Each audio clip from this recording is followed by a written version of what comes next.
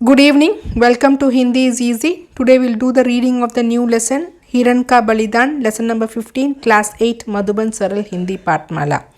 If you still not subscribed my channel, please subscribe my channel and recommend among your friends circle. If you have any clarification or feedback, please do put in the comment section and surely reply back. If you like the video or the video is useful for your learning, please do click the like button. Your subscription and like will motivate me to add more videos.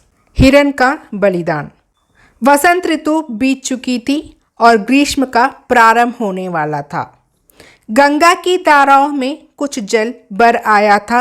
उस दिन कंधे पर अंगोछा डाले मैं गंगा की ओर जा रहा था कि देखा दो प्यासे मृग, माता और पुत्र, गंगा तट पर जल पी रहे हैं।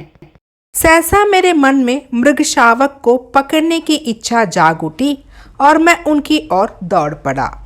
माँ के साथ भागते हुए मृग शावक को मैंने पकड़ ही लिया। मैं निष्करुण नहीं हूँ। मैं मृग शावक का वध करने की चेष्टा नहीं कर रहा था।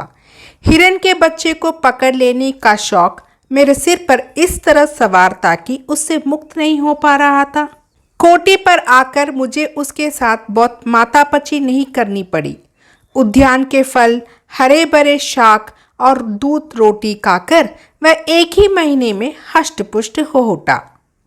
उसका नाम मैंने चंचल रखा, जो सार्थक ही था, परंतु धीरे धीरे उसकी चंचलता उपद्रव का रूप धारण करने लगी। वह कभी काम के कागज और पुस्तकें चबा जाता, कभी धूप में सूखते हुए मूल्यवान वस्त्र चीर फाड़ डालता। उसकी हरकतों से तंग आकर परिवार वाले उसे निकाल देने के लिए कहने लगे। विवश होकर मुझे उन लोगों की बात माननी पड़ी और एक दिन मैं चंचल को अनिच्छा से उसी स्थान पर छोड़ आया जहाँ से बलपूर्वक मैंने उसकी माँ से उसे छीना था। एक बार उसकी कुशलता जानने के लिए मैं वन में गया तो उसे पेड़ के नीचे अकेले बैठा देखा। कठोर हृदय मृगों ने उसे त्याग दिया था। केवल एक हिरनी उसके आसपास चक्कर काटती दिखाई पड़ती थी, लेकिन जब भी चंचल उसके पास जाने की कोशिश करता, वह तुरंत झाड़ियों में अंतर्हित हो जाती। मेरा अनुमान है कि वह इसकी माँ है। मैं ये सोचकर खुश हो गया कि एक ना एक दिन तो वह इसे अपना लेगी और माँ बेटे का सुखद मिलन हो जाएगा। 7 दिन बाद ही अपने मित्र आनंद का पत्र पाकर मुझे एक बार फिर उस वन में जाना पड़ा। वह जानना चाहता था कि हिरन रात्रि में अपनी रक्षा किस प्रकार करते हैं, इसलिए मैंने निश्चय किया कि मैं कुछ रात वन में ही रहूं।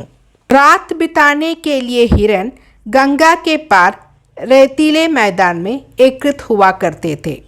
इस मैदान में लगभग 100 हाथ दूर एक ऊंचे शिरीष के वृक्ष पर मचान बांधकर मैं नित्य रात को बैठने लगा। दूरबीन, टॉर्च, मशाल, कुल्हाड़ी और रात भर के लिए जल लेकर मैं सायंकाल होते ही उस पर जा बैठता और हिरन मंडली की गतिविधियों का निरीक्षण किया करता।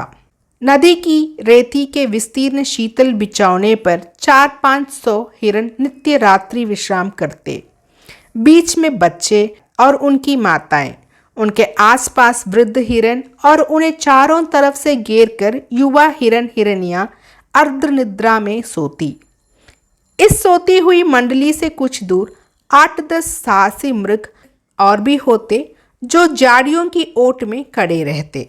मेरा विश्वास है कि ये साहसी मृग तनिक सी भी आशंका होते ही क्वाऊ क्वाऊ करते होंगे। एक दिन मेरे मचान के नीचे की झाड़ियों में से निकलकर एक पूरा नौजवान बाघ दबे पांव मंडली की ओर चला जा रहा था। मैंने चुपचाप दूरबीन उठा ली। देखा मंडली से 25-30 हाथ दूर एक अकेला हिरन बैठा सो रहा था। देखते ही मैंने पहचान लिया, वह चंचल है।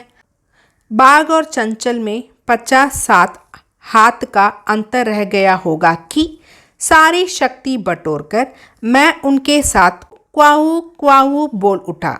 सैकड़ों हिरन एक साथ हवा से बातें करने लगे।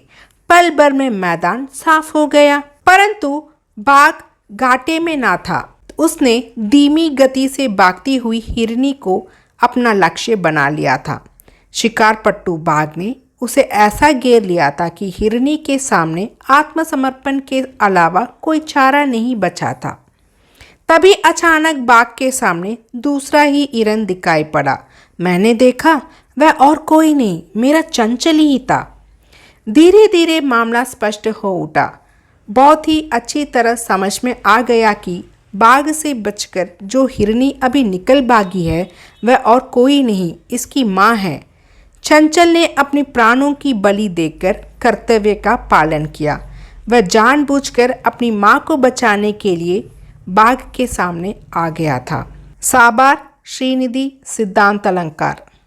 In the next video, we'll see the line by line explanation. Thank you, students.